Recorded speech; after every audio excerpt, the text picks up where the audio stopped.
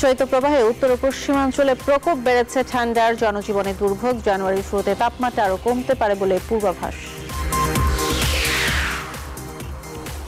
বিমানতৈরির স্বপ্ন aviation and aerospace ইউনিভার্সিটির শিক্ষার পাশাপাশি গুরুত্ব দেওয়া হচ্ছে গবেষণাকে, জানালেন উপাচার্য। আগামী বছরের জুনে এসএসসি ও জুলাই এইচএসসি পরীক্ষার পরিকল্পনা। ষষ্ঠ শ্রেণীতে সময় বাড়ল ভর্তির, বই বিতরণ বছরের প্রথম দিন থেকেই। অস্থিরতা কমেনি চালের বাজারের, এখনও তৎপর সিন্ডিকেট। নওগাঁয় ঋণের দায়ে মাঠেই ধান বিক্রি করে দিচ্ছেন কৃষক।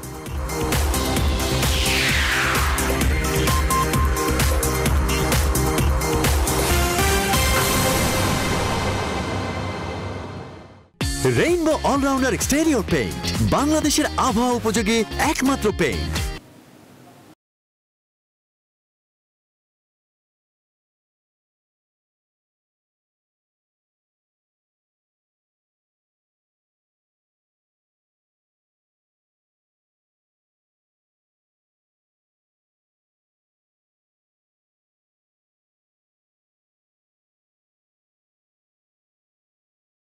সালে বাংলাদেশ আওয়ামী লীগ আমাকে দলের সভাপতি নির্বাচিত করেন এবং প্রকৃতপক্ষে বাংলাদেশের জনগণের সমর্থন নিয়েই আমি দেশে ফিরে আসতে সক্ষম হই।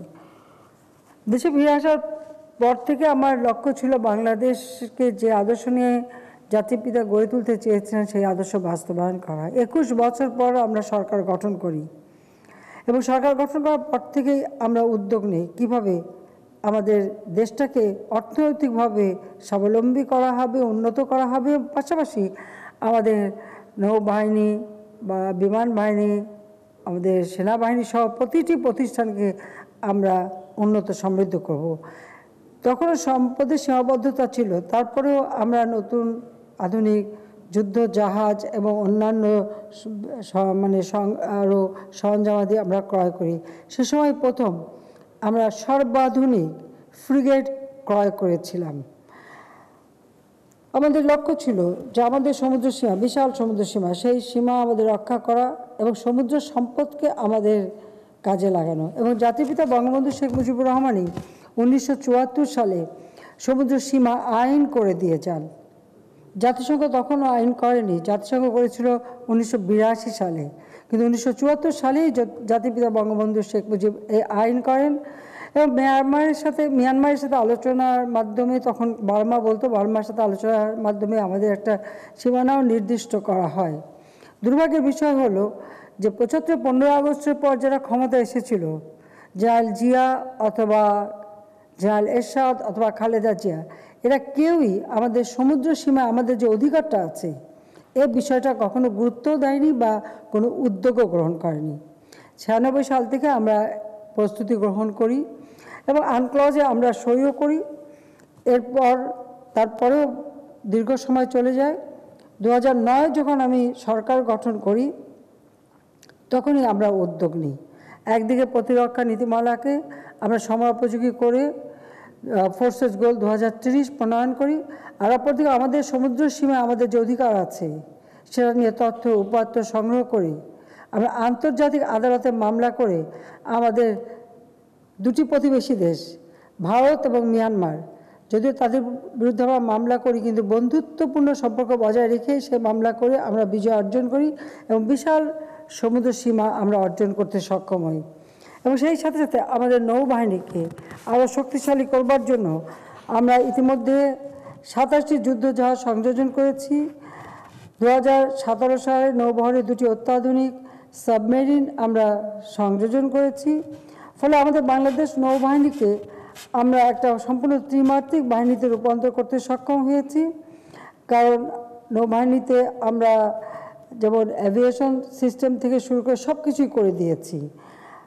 পাশাপাশি আমাদের প্রশিক্ষণটাকে আরও উন্নত করবার জন্য বঙ্গবন্ধু কমপ্লেক্স আমরা নির্মাণ করে দিই, আর আমাদের নৌবাহিনী সদস্যদের আবাসন সমস্যার সমাধান করবার জন্য আমরা বাসস্থান বা ফ্ল্যাটও নির্মাণ করে দিয়েছি। আমাদের সবসময় লক্ষ্য যে আমাদের এই দেশটা স্বাধীন দেশ, বিশ্ব দরবারে মাথা উঁচু করে চলবে এবং আমরা আমাদের স্বাধীনতা সার্বভৌমত্ব রক্ষার সব রকম প্রস্তুতি নেব কিন্তু কারোর সঙ্গে যুদ্ধ নয়, সকলের সাথে বন্ধুত্ব, কারোর সাথে বৈরিতা নয়। এই পররাষ্ট্র নীতি নিয়েই আমরা চলবো। আমরা শান্তি চাই, যুদ্ধ চাই না। কিন্তু আমাদের দেশের স্বাধীনতা সার্বভৌমত্ব রক্ষায় আমাদের সব ধরনের যেন উদ্যোগ থাকে এবং প্রশিক্ষণ থাকে, সেইভাবেই আমরা আমাদের প্রতিটি বাহিনীকে আমরা গড়ে তুলছি। আমি সরকার আসার পরে আমাদের খুলনা শিপইয়ার্ড সেটা নৌবাহিনীর হাতে তুলে দিই। সেটা প্রথম যখন সরকার আসি তখন থেকেই, এবং আমরা আমাদের যে ডকইয়ার্ড সেটাও আমরা ড্রাই ডকইয়ার্ড যেটা চট্টগ্রামে সেটা এবং নারায়ণগঞ্জে সেটাও আমরা নৌবাহিনীর হাতে তুলে দিই। লক্ষ্য হলো যে আমাদের নিজস্ব শিপইয়ার্ডে আমরা আমাদের যুদ্ধ জাহাজও তৈরি করব, এবং যার কাজ ইতিমধ্যে আমরা কিছু কিছু শুরুও করেছি।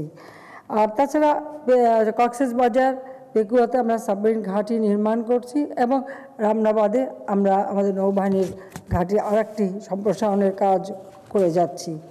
এভাবে আমাদের যে বিশাল সমুদ্ররাশি তার সম্পদটা যেন আমরা আমাদের দেশের অর্থনৈতিক উন্নয়নের কাজে ব্যবহার করতে পারি, সেই লক্ষ্য নিয়েই আমরা কাজ করে যাচ্ছি। আমরা জাতির পিতার জন্মশতবার্ষিকী উদযাপন করছি। আমাদের দুর্ভাগ্য হলো যে আমরা ব্যাপকভাবে উদযাপন করব কর্মসূচি নিয়েছিলাম, কিন্তু করোনা ভাইরাসের নামে এমন এক মহামারী সারা বিশ্বে দেখা দিল যাতে আজকে সমগ্র বিশ্ব স্থবির। অর্থনৈতিকভাবে, যোগাযোগের ক্ষেত্রে, চলাচলের ক্ষেত্রে, সর্বক্ষেত্রে এই স্থবিরতা নেমে এসেছে।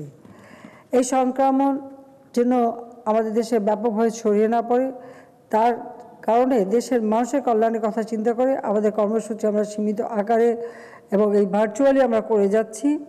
কিন্তু আমরা যে ব্যাপকভাবে করতে পারতাম সেটা আর আমাদের হয়নি। তারপরও এই মুজিব বর্ষ এবং এই 2020 শেষ হচ্ছে, এরপর আসবে 2021 আমাদের স্বাধীনতা সুবর্ণ জয়ন্তী। কাজী মুজিব বর্ষ এবং স্বাধীনতা সুবর্ণ জয়ন্তীর কর্মসূচিও আমরা বাস্তবায়ন করব সেই সীমিতভাবেই, ভার্চুয়ালি, এবং যেখানে বেশি সমাগম হবে না। কিন্তু সেই সাথে সাথে আমাদের এটাই লক্ষ্য থাকবে যে বাংলাদেশ স্বাধীন দেশ, বাঙালি জাতি স্বাধীন জাতি, বিশ্ব দরবারে মাথা উঁচু করে আমরা চলব, সেভাবে আমরা দেশটাকে গড়ে তুলতে চাই। আর সেই লক্ষ্য নিয়েই কিন্তু আমরা বিভিন্ন কাজ করে যাচ্ছি। করোনা ভাইরাস মোকাবেলার জন্য আমরা বিশেষ প্রণোদনা যেমন দিয়েছি, তাছাড়া দিক নির্দেশনাও দিয়েছি স্বাস্থ্য সুরক্ষার দিকে লক্ষ্য রেখে, এবং আশা করি সেদিকে সবাই ব্যাপকভাবে সচেতন থাকবেন যেন এই করোনা ভাইরাস খুব বেশি আক্রান্ত না হয় বা ছড়িয়ে না পড়ে, সেটা সকলেই একটা দায়িত্ব। আমরা মুজিব বর্ষে যেহেতু ব্যাপক কর্মসূচি নিতে পারিনি, কিন্তু কতগুলি কর্মসূচি আমরা বাস্তবায়ন করে যাচ্ছি যেটা দেশের জন্য, জাতির জন্য সব থেকে বেশি কল্যাণকর। সেটা হচ্ছে আমাদের সিদ্ধান্ত, প্রতি ঘরে ঘরে আমরা আলো জ্বালবো। ইতিমধ্যে বিদ্যুৎ আমরা প্রায় 99% মানুষের ঘরে বিদ্যুৎ দিতে সক্ষম হয়েছি। ইনশাআল্লাহ প্রত্যেকটা ঘরেই আমরা বিদ্যুৎ পৌঁছাতে পারবো, শতভাগ আমরা বিদ্যুৎ দেব। বাংলাদেশের একটি মানুষও গৃহহারা থাকবে না, এটাই আমাদের নীতি। এবং সেই নীতিমালা নিয়েই আমরা বাংলাদেশের প্রত্যেকটা এলাকায় যারা ভূমিহীন, গৃহহীন, তাদেরকে আমরা সরকারিভাবে ঘর তৈরি করে দিচ্ছি।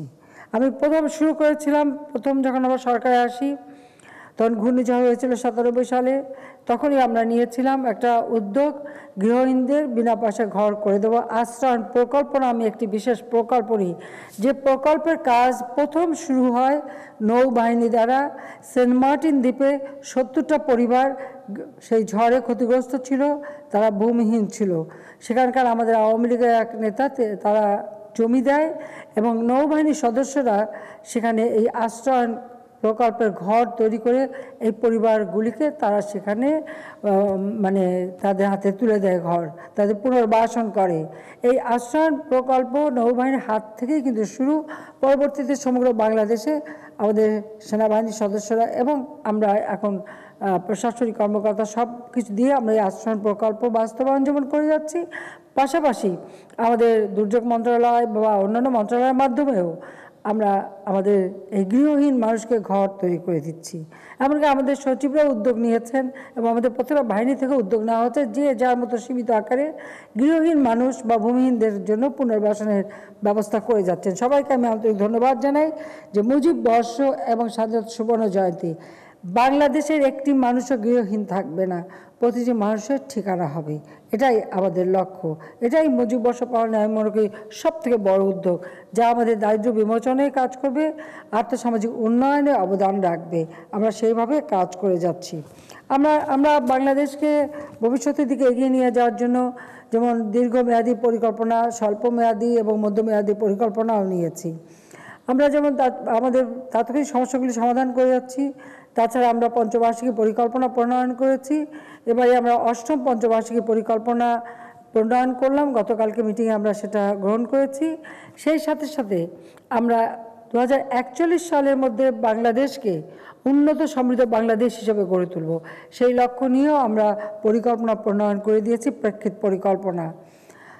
আমরা 2100 সালের মধ্যে বাংলাদেশ যে বদ্বীপ, এই বদ্বীপ অঞ্চলটা কিভাবে উন্নত হবে, আমাদের ভবিষ্যৎ বংশধররা অর্থাৎ আজকে যে শিশুটিও জন্মগ্রহণ করেছে তারাও ভবিষ্যতে কিভাবে মানে সুন্দর জীবন পাবে, সেই লক্ষ্য সামনে নিয়েই এই পরিকল্পনা আমরা নিয়েছি।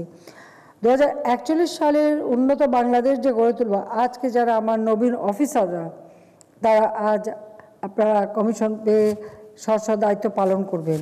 41-এ হয়তো আপনারা আরও উন্নত হবেন এবং সেই সাথে আপনারাই হবেন তখন একটু ঊর্ধ্বতন কর্মকর্তা। কাজী এদেশের 41 মানে অর্জনের ক্ষেত্রে আপনারা সৈনিক হিসেবে কাজ করবেন, দেশকে আমরা এগিয়ে নিয়ে যাব, সেটাই আমাদের লক্ষ্য। কাজী প্রিয় প্রশিক্ষণার্থীবৃন্দ, এই কোভিড মহামারী মধ্যেও নেভাল একাডেমি স্বাস্থ্যবিধি মেনে প্রশিক্ষণ কার্যক্রম যে গ্রহণ করেছে এবং বাস্তবায়ন করেছে এবং এটা অব্যাহত রেখেছে, সেজন্য আমি সকলকে আন্তরিক ধন্যবাদ জানাই। প্রতিকূল পরিস্থিতিতে প্রশিক্ষণ অংশগ্রহণ ভবিষ্যৎ চ্যালেঞ্জ মোকাবেলায় আমাদের এই নবীন অফিসাররা তারা দৃঢ় মনোবলের পরিচয় দিয়েছে। আমি আশা করি চাকরি বা ব্যক্তিগত জীবনে যে কোনো সংকট অতিক্রমে আমাদের এই নবীন অফিসার তোমরা সবাই সবথেকে বেশি দক্ষ হবে, সেটাই আমরা আশা করি। কাজে তোমাদের জন্য আমার আশীর্বাদ এবং দোয়া থাকলো যে তোমরা জীবনে উন্নত জীবনযাপন করতে পারো এবং দেশের সেবা করতে পারো। এবং আরেকটি কথা আমি অনুরোধ করব, জাতির পিতা বঙ্গবন্ধু শেখ মুজিবুর রহমান যে নির্দেশনাটা দিয়ে গেছে সেটা কিন্তু সকলকে মেনে চলতে হবে। তিনি স্বাধীনতা দিয়ে গেছেন, তিনি দেশটাকে গড়ে তুলতে চান, দেশের প্রতিটি মানুষ সুন্দরভাবে বাঁচুক, সেটাই তিনি চান।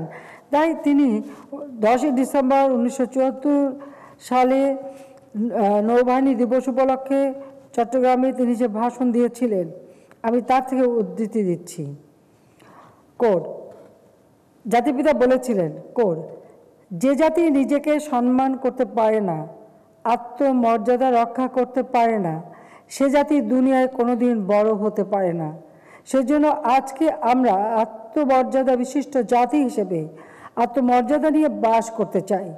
আমরা অন্য কারো ব্যাপারে হস্তক্ষেপ করতে চাই না, অন্য কেউ আমাদের ব্যাপারে হস্তক্ষেপ করুক তাও আমরা সহ্য করব না। আমরা এই নীতিতেই বিশ্বাসী।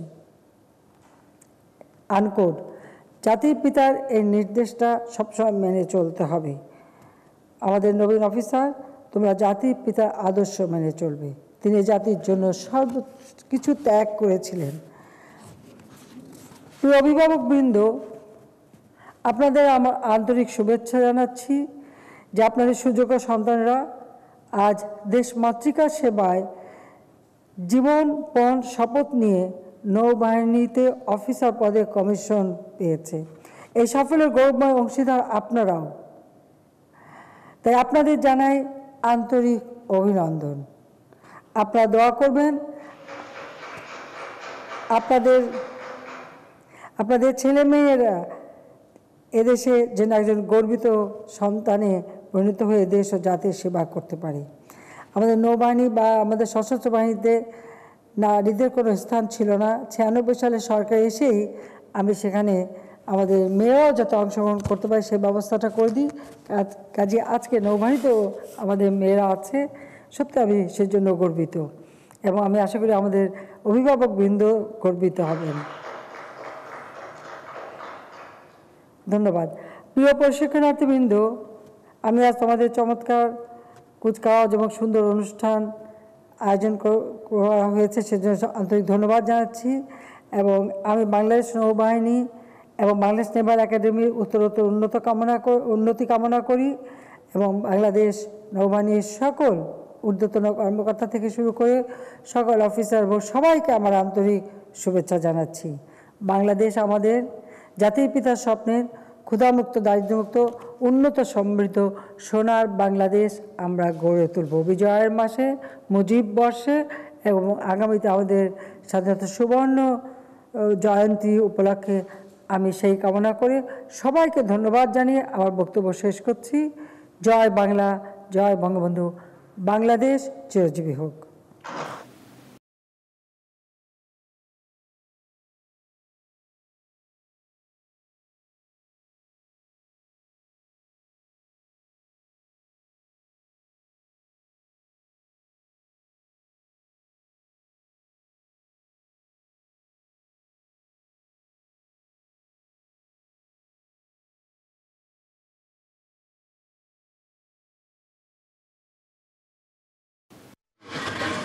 দিনরাতের বেশিরভাগ সময় এমনই কুয়াশাচ্ছন্ন দেশের বড় অংশ, প্রচণ্ড শীতে বিপর্যস্ত জনজীবন। দেশের বেশিরভাগ অঞ্চলে চলছে শৈত্যপ্রবাহ, এর মধ্যেই আবার কমছে তাপমাত্রা, বাড়ছে শীতের প্রকোপ, যাতে সবচেয়ে বিপাকে কর্মজীবী মানুষ। শীতের কাপড় পাই নেই, কেউ দেয়ও নেই। ঠান্ডার কারণে আমরা মুশকিল চলাফেরা করতে পারছি, আর এই ব্যবসা বাণিজ্য করছি না, খুব সীমিত আমার ব্যবসা। তথ্য বলছে মঙ্গলবার দেশের সর্বনিম্ন তাপমাত্রা রেকর্ড করা হয় চুয়াডাঙ্গা এবং শ্রীমঙ্গলে 7.3 ডিগ্রি সেলসিয়াস। সব মিলিয়ে দেশের অন্তত 22 জেলায় তাপমাত্রা 7 থেকে 12 ডিগ্রি সেলসিয়াসের মধ্যে ওঠানামা করছে, আর তাতে শীতে বেশি কাবু নিম্নবিত্তরা। জানুয়ারির প্রথম সপ্তাহের পর থেকে আবার তাপমাত্রা কোথাও কোথাও আবার একটু কমে যাওয়ার সম্ভাবনা আছে, বিশেষ করে উত্তরবঙ্গতে। বাংলাদেশের উপর বৃষ্টিপাতের আপাতত কোনো সম্ভাবনা নেই। দিনের পাশাপাশি রাতে আরও বেশি অসহায় ছিন্নমূল মানুষ। রাজধানীর গাবতলী বাস টার্মিনালের এক কোণে শীতে কাঁপছে বুদ্ধি প্রতিবন্ধী সাইফুল। শীত নিবারণের কিছু না থাকায় গায়ের পোশাকটাকেই টেনে টুনে কাঁথা কম্বল করার চেষ্টা, কিন্তু মুখ ফুটে বলতে পারে না শীতের কষ্ট। শীত লাগে অনেক শীত লাগছে সাইফুল। অসংখ্য ছিন্নমূল মানুষ এভাবে রাত কাটাচ্ছে রাজধানীর বিভিন্ন জায়গায়। বিজয়ের মাস শেষ হতে চললেও তাদের কাছে পৌঁছেনি শীতের কোনো পোশাক কিংবা কম্বল।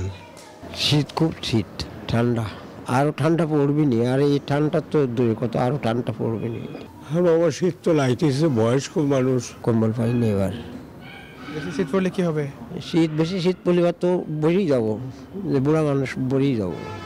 আবহাওয়ার পূর্বাভাস বলছে এমন শৈত্যপ্রবাহ থাকবে আরও 2 দিন। তাপমাত্রার খুব বেশি হেরফের হবে না, তবে 1 ও 2 জানুয়ারি তাপমাত্রা আরও কিছুটা কমে যেতে পারে, বাড়তে পারে শীতের তীব্রতা। এই ছবি বলে দিচ্ছে আসলে কতটা অসহায় এসব ছিন্নমূল মানুষ, যে অসহায়ত্ব শীত আসলে বেড়ে যায় বহুগুণ। যদিও সারা দেশের তুলনায় এখন রাজধানীতে শীতের প্রকোপ কম, আর তাই শীত বাড়ার আগেই সরকার কিংবা সমাজের বিত্তবানদের সহযোগিতা চান ভুক্তভোগীরা। প্লাবন রহমান, নিউজ 24, গাবতলী, ঢাকা।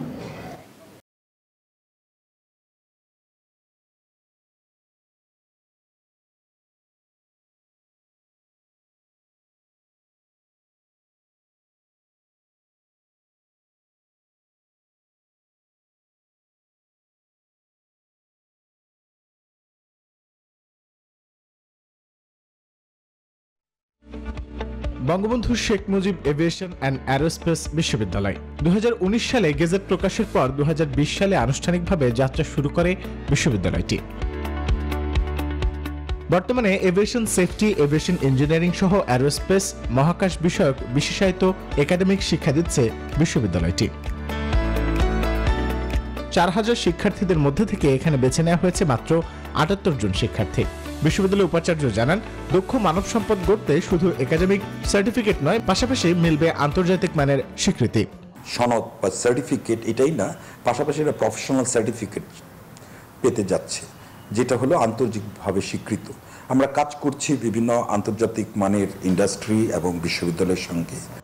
শীঘ্রই বিশ্ববিদ্যালয় স্থানান্তরিত হবে তাদের স্থায়ী ক্যাম্পাস লালমনিরহাটে, যেখানে প্রস্তুত হচ্ছে এভিয়েশন সিটি, যেখানে এই বিশ্ববিদ্যালয়ের শিক্ষার্থীরাই তৈরি করবে বিমান।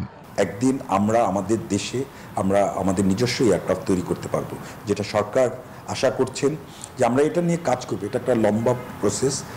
উপদেষ্টা কমিটির সদস্য বলছেন, সঠিকভাবে পরিচালিত হলে এটি হতে পারে এভিয়েশন ও মহাকাশ গবেষণায় দক্ষিণ এশিয়ার অন্যতম বিশেষায়িত বিশ্ববিদ্যালয়। আমরা যদি কাজগুলো এগিয়ে নিতে পারি তাহলে খুব কম সময়ের মধ্যেই আমাদের এই বিশ্ববিদ্যালয়টি শুধু একটি শিক্ষা প্রতিষ্ঠান হবে না, বরং আমাদের দক্ষিণ এশিয়ার একটি রিসার্চ হাবে পরিণত হবে। বিশ্বব্যাপী এভিয়েশন খাতে দক্ষ জনবলের ঘাটতি রয়েছে প্রায় 5 লাখ, যা 2030 সালে গিয়ে দাঁড়াবে 10 লাখের বেশি। বিশ্ববিদ্যালয় কর্তৃপক্ষ বলছে, আন্তর্জাতিক পরিমণ্ডলে ডানা মেলার এই তো সময়। রিশাদ হাসান, নিউজ 24, ঢাকা।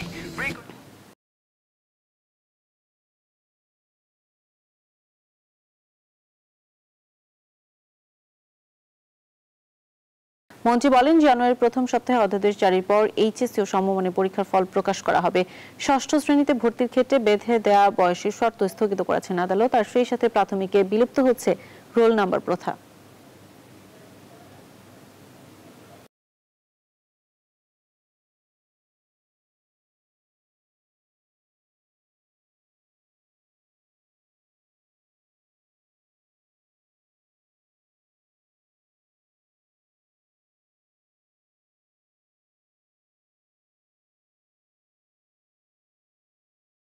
পড়েছেন মধ্যবিত্ত সাধারণ খেটে খাওয়া মানুষ। আর বরাবরের মতো খুচরা আর পাইকারি চাল ব্যবসায়ীরা দোষ চাপালেন মিলারদের উপর। দেশের সিংহভাগ চাল নওগাঁ জেলা থেকে সরবরাহ করা হলেও চালের মূল্য অস্বাভাবিকভাবে বৃদ্ধি পাওয়ায় ক্ষুব্ধ সাধারণ ক্রেতারা।